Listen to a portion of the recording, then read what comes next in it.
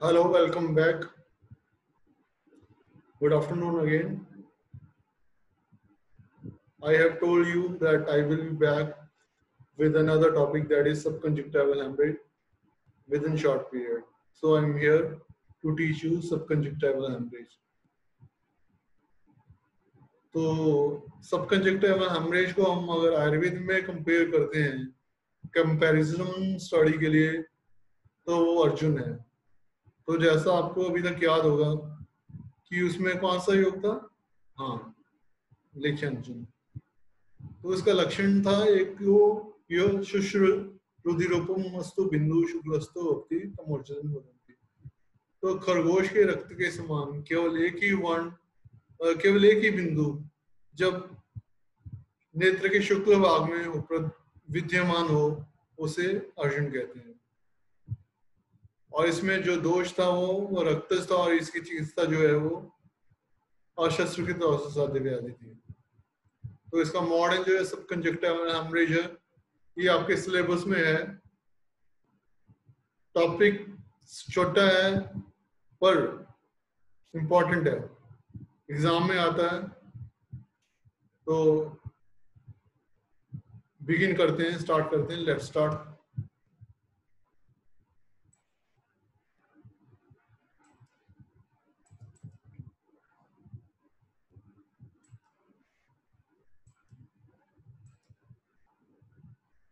Subconjunctival hemorrhage.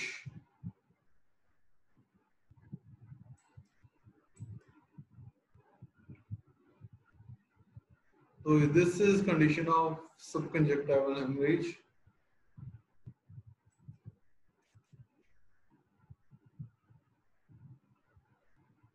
This also shows subconjunctival hemorrhage. It is also known as ecchymosis. It has almost covered all of the bulbar conjunctiva except this region.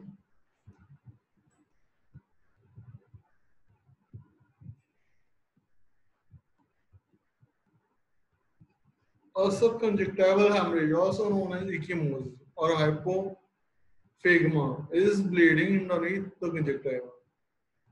तो सबकंजक्टिवल haemorrhage को इक्मोसिस भी कहते हैं, हाइपोफेगमा भी कहते हैं। ये कंजक्टिवा के अंडरनीथ ब्लीडिंग होती है।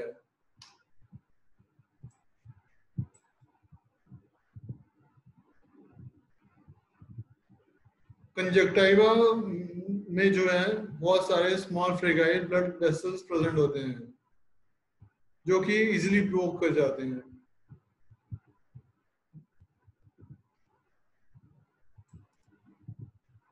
When this happens, blood leaks into the space between the conjunctiva and sclera.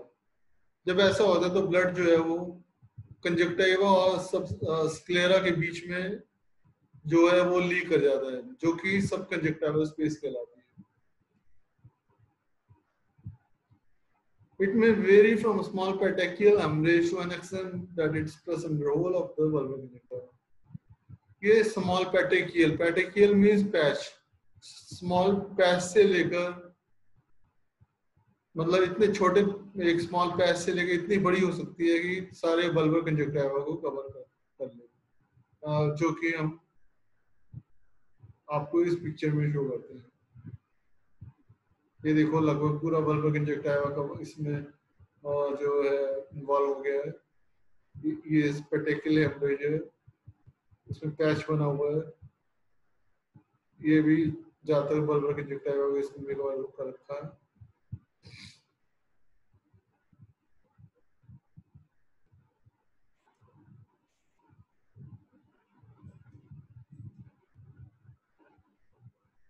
Although its appearance may be alarming, in general, subconjunctival hemorrhage is a painless and harmless condition.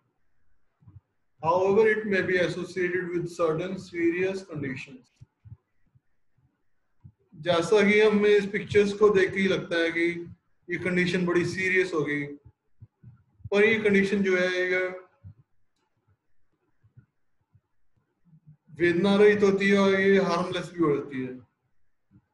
परंतु अगर ये किसी systemic disease के साथ associated हो तब ये serious condition हो जाती है। तो सिस्टमिक डिजीज की कंडीशन में इसको सीरियसली लेना पड़ता है।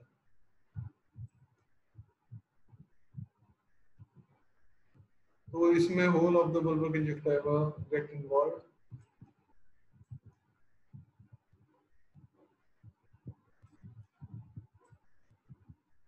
तो इसके कॉजेस, इसके बहुत सारे कॉजेज हैं, वेरिड कॉजेज हैं इसके। ये देखिए पूरा कंजक्टिवा जो रेड हो गया है। इसमें फर्स्ट कॉजेज में जो blood dyscrasia as anaemia and leukaemia. तो ब्लड डिस्क्रेजिया ब्लड से रिलेटेड डिजीजेज जैसे anaemia, leukaemia, sudden venous congestion of the head,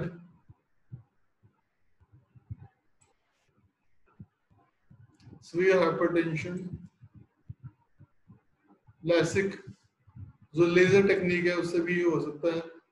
LASIK का फुल फॉर्म है लेजर इन सिटू केराटोमाइलियोसिस। जो लेजर है लैसिक है उसके कारण भी सबकंजक्टिवल हेमरेज होने का चांस रहता है।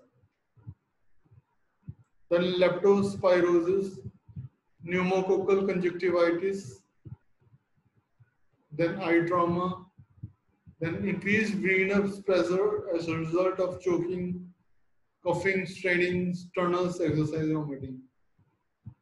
तो venous pressure के increase करने से, जो कि choking से, coughing से, straining से, sternus exercises से या vomiting से बढ़ जाता है, उसके कारण भी सबकंजक्टिवल हेमरेज हो सकता है।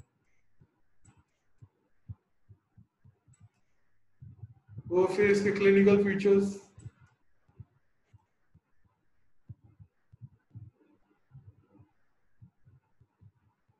वैसे ये कंडीशन सिम्टमलेस होती है पर एसोसिएटेड कॉजेटिव डिजीज के सिम्टम्स प्रेजेंट हो सकते हैं।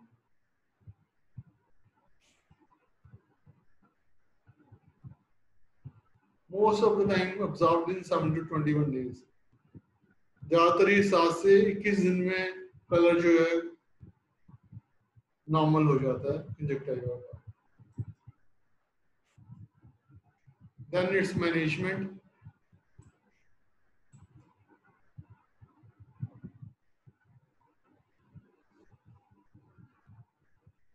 A subconjunctival hemorrhage is typically a self-limiting condition that requires no treatment in the absence of infection or significant development।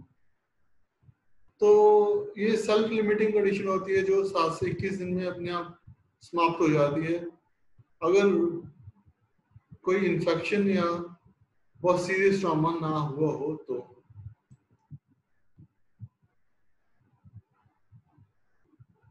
इसमें जो है एस्पिरिन या non steroidal anti inflammatory drugs को नहीं दिया जाता है, उनको डिस्करेज किया जाता है। इसमें आर्टिफिशियल ईयर ड्रॉप्स को अप्लाई किया जा सकता है। आर्टिफिशियल ईयर ड्रॉप्स का नेम्स आपको याद होंगे जैसे hydroxy propyl methyl cellulose, hypromellose, polyvinyl alcohol. तो उनको हम यहाँ यूज कर सकते हैं। Psychotherapy and assurance to the patient.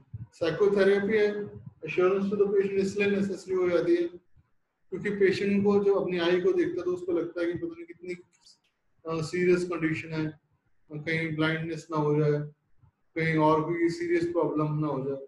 तो पेशेंट की साइकोथेरेपी और उसको एश्योर करना कि इतनी सीरियस कंडीशन नहीं है, इससे आप जल्दी रिकवर कर जाओगे, तो ये इसलिए की जा रही है। Cold compresses may apply to check the bleeding. अगर ब्लीडिंग हो रही हो तो उसको चेक करने के लिए कोल्ड कंप्रेसेस, जैसे मैंने पहले बताया था कि साफ कपड़े को या गॉज पीस को ठंडे पानी में भिगोकर जो स्टीराइल हो उससे कोल्ड कंप्रेसेस कर सकते हैं, या ठंडे पानी की छींटे आंखों में मार सकते हैं, पर ज्यादा बार छींटे नहीं मारने चाहिए क्योंकि इससे क्या होगा कि जो एंजाइम्स हैं वो वॉश आउट हो जाएंगे।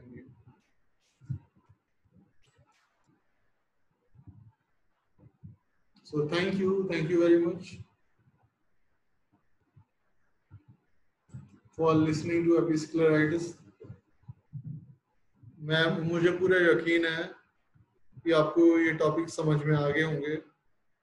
सिर्फ एपिस्क्लेराइटिस या ये सब कंजक्टिवल हेमरेज नहीं, अब तक जो भी टॉपिक मैंने करवाए हैं वो आपको समझ आ गए होंगे। Your suggestions are most welcome. आप कोई भी सजेशन दे सकते हैं। अगर आपको लैंग्वेज में कोई